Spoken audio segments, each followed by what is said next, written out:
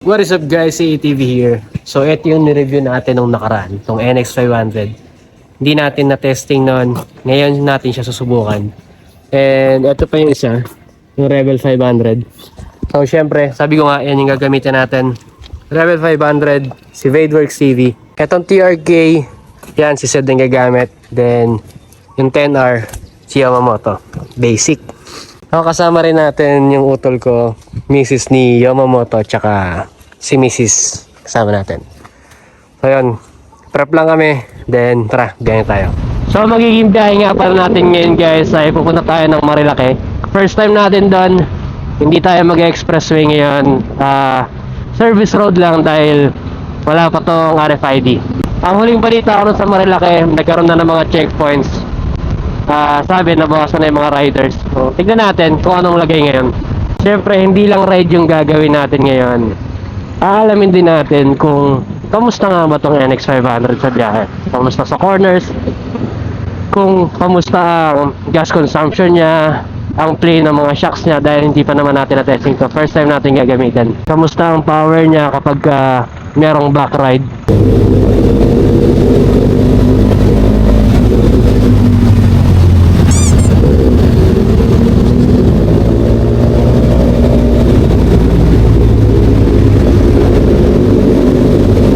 Nagpagas tayo 500 2 bars to kanina.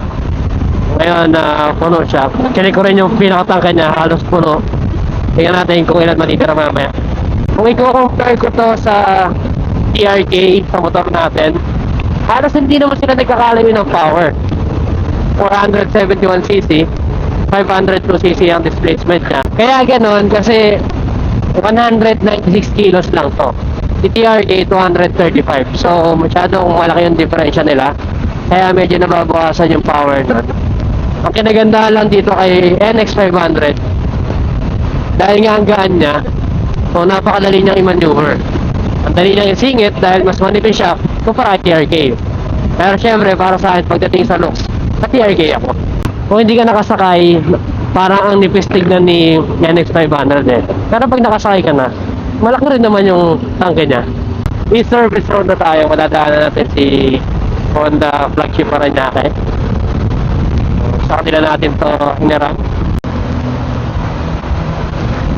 Ito na si guys, Honda flagship Paranaque. Yan.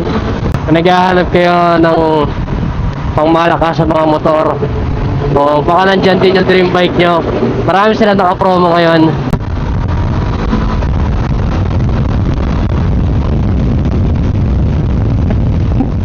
C6 na tayo guys, medyo mahaba-haba itong stretch na to. Marami lang stock yan, kaya medyo chill ride na din tayo. Gaan dalahin nito ni NX, feeling ko naka ADB lang ako, ADB 160. Uy, sino yun? Ayan o, tay-tay na tayo. Bilis, Rizal na agad tayo. Wala pa tayo sa oras na biyahe. Malapit lang eh, Las Piñas lang kasi tayo eh. Marami ako napapanood sa Facebook yung mga corner ng Marilake minsan may checkpoint, so ingat tayo doon. Silang takbo natin kasi siyempre kay Honda tong mga motor na gamit natin, dalawa dito, ingatan natin. Lambot talaga ng clutch ni Honda. Hindi ko alam kung sa lahat ng motor, pero yung Rebel, grabe lambot din ang clutch niya. Nakakatuwa itong NX500. Lakas din ang torque niya, palibasa ang gaan. Okay naman power niya, dalawa kami. Hindi pa lang namin natatry talagang bigyan yung motor dahil wala pa kami nadadaan ng malong kalsada.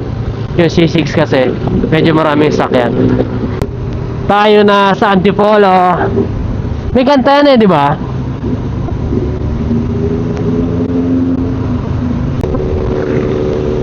Dami titinda pa sa loob dito. Malamig na hangin, no? Yun lang, no? Isang oras na tayo nagmamaneho. May get isang oras. Parang nangangalay yung pet ko. Hindi naman matigas ang upuan. Kasi malambot na upuan ito eh. Medyo maluwag na yung kalsada dito. Mabundok na rin. Tapos malamig ulit ang hangin.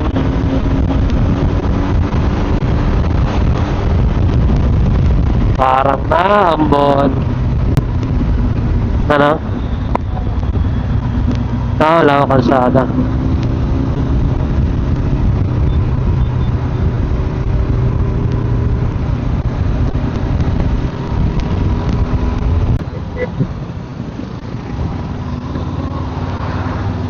Eto yung boso-boso.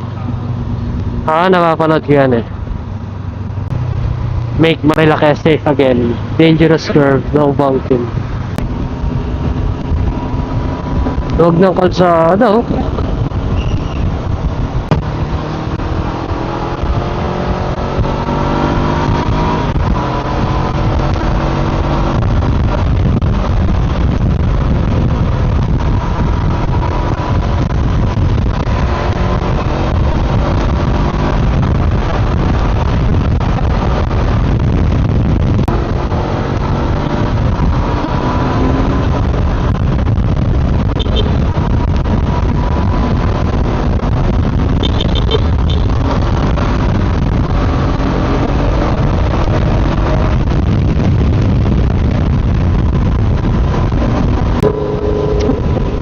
May hawig pala to sa Kaibyang eh.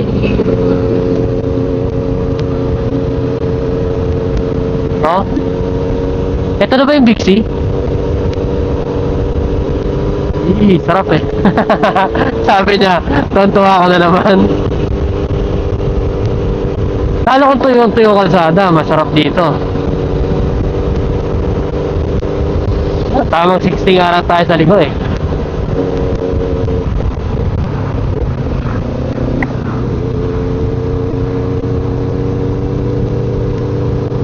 Kwenta nga lang, oh. Oo nga, makapal na ang fog dito. Ingat din sa sa linya. Ingat sa pintura, baka mislide Kapal na ng fog dito.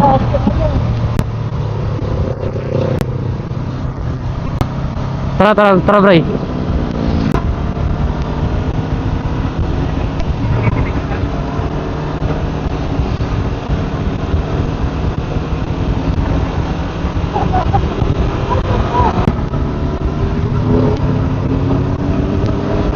Ganda na ng mga kurbada dito. Nga eh. Tamang 50 lang eh. Panis to ng endurance, no? Pili ko eh, 100. Trabahe sa mga kasama natin. Approaching na tayo sa Devil's Corner.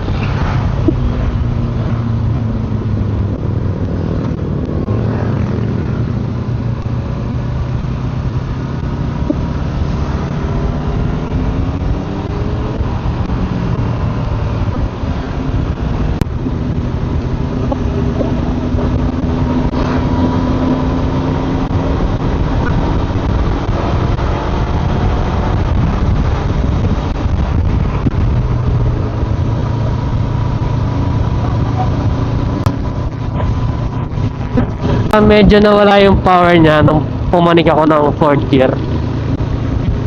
Nasa 2nd and 3rd talaga yung power nito. Haba nito, no? Ayun pala, may kinan dun, no? Parking kasi problema eh. So, naghahanap na lang kami ng mga kainan. Nadaanan namin yung Marilaki. Ang masasabi ko dito kay NX, sarap siya gamitin dahil may power, lalo sa low end niya, nandun siya. 2nd gear, 3rd gear, may torque. Pagdating ng 4th, nandun pa rin naman, medyo nababawasan lang. Madali siya isingit, hindi siya ganoon ka-bulky, magaan siya. Pag medyo na lang ako, nangangalay yung pet ko, sakit sa pet. And then siguro, nasanay ako sa TRK, na medyo malapad yung buka ng paa. Ito kasi medyo makipot. So isa pa yun, nangangalay din ako doon. Pero okay siya, all goods. Sa gas natin, 2 bars pa lang nabawas. Hindi naman tayo full tank, nag-gas lang tayo ng 500. Pero sa bar niyan kanina, puno yan. Sayang lang dito, hindi nila to nilagyan ng charging port. Pero tingin ko ano to, abang na yan. Open. Medyo malupa lang ha. Ito yung sinasabi ko kanina. Medyo pasok yung pa ako dito. Dito kasi sa TRK, medyo mahaba yung tapakan niya eh. Yung sa brake niya eh. Dito yan. Yan, medyo maiksi siya kaya medyo nangangalay ako. So yun, palipad muna tayo ng drone. Tapos pasok tayo doon. Kain tayo. Yan, palipad tayo ng drone muna. Silipin natin ang ganda ng view. Nasilipis. Yamamoto. Tsaka kasama ang kanyang misis yan. Great boys! Yan, si Seth tsaka utol ko. Men, yan na.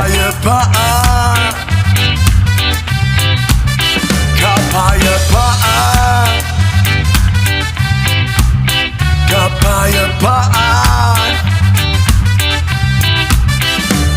kulay man natin magkaiba, mundo natin ay isa. Maghawak-hawak ng kamay, isigaw ng sabay-sabay. Kapayapaan, kapayapaan,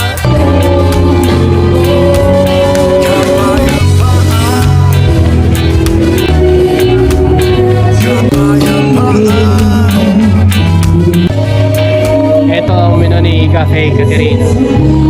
Tapos yun na lang, masyadong marami.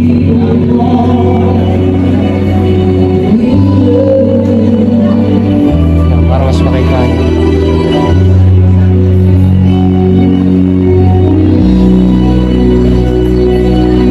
Anong napili mo? Combo 4? 3? Combo 3. Meron siyang salted egg tsaka tomato.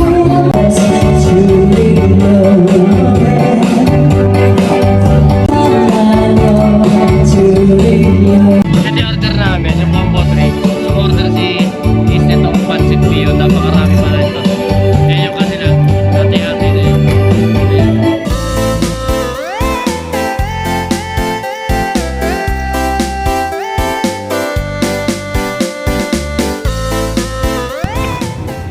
Tapos na kaming kumain, grabe. Sobrang daming pagkain, dami ng service. Sobrang busog.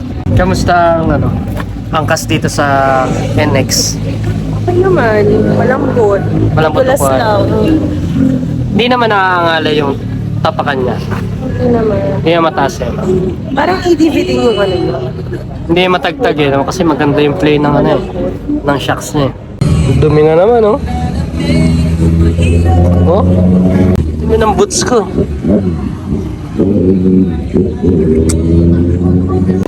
Ano ang pangalan ng grupo? Balagbag Racing Team. Balagbag Racing Team nga. Naisip ko, di ba ang alphabet, ABCD. Naisip ko, ABCG. Yung A, Allen, Arlo Motoventure. B, Brian, yung Brian din. C, Seth. G, Glenn. ABCG. Team, ABCG. Wala akong maisip na pangalan eh. Ano suggestion mo? Gusto na itong dalawa, balagbag eh. Bomba. Bomba na. Ay nga lang saglit, pababa ng kinain. Tapos, biyahe na ulit kami pa uwi. Quick ride lang. So, biyahe na kami pa uwi. Medyo tuyo na yung kalsada. So, makakatakbo na tayo ng maayos sa'yo. Siguro mas mabilis na yung biyahe natin pa uwi.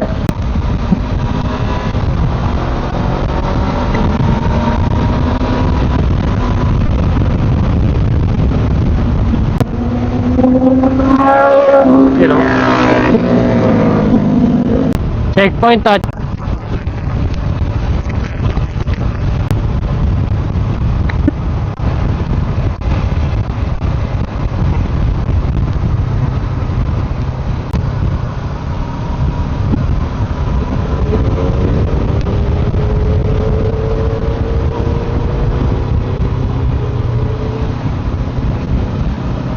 Fairness, okay din to si NX500 sa corners. Hindi siya mahirap iliko. Si Rebel medyo alanganin eh. pagdating sa ganito eh.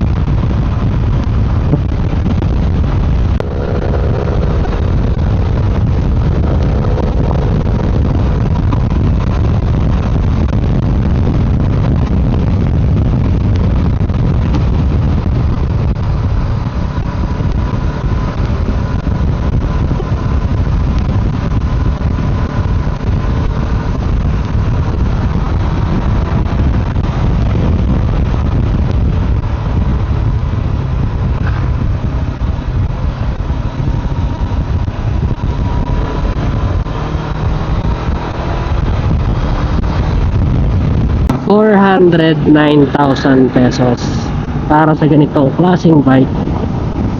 Ano sa tingin nyo? Okay ba yung presyo na yun? Medyo mataas o sulit? Please let me know in the comment section. Pero para sa akin, napaka ganda na itong motor na to.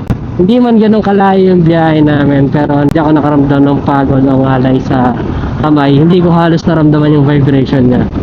Yun lang yung issue ko kanina, medyo nangalay lang yung puwet ko, hindi ko alam kung mali ba yung position ko. Ngayon na lang din kasi ulit kami nakapag-ride ni madam. Siguro nanibago lang ako. Daling isingit, ang daling maneuver ng motor. From Las Piñas to Marilake, 2 hours lang ang nabawa sa atin. Kaya pabalik na tayo ngayon. Marami pa tayo nadaan na traffic kanina. So yun lang. Kung nagustuhan mo itong video to, please don't forget to subscribe, leave a like and comment, share this video, and ring the notification bell. Kita-kits sa mga susunod pang biyahe.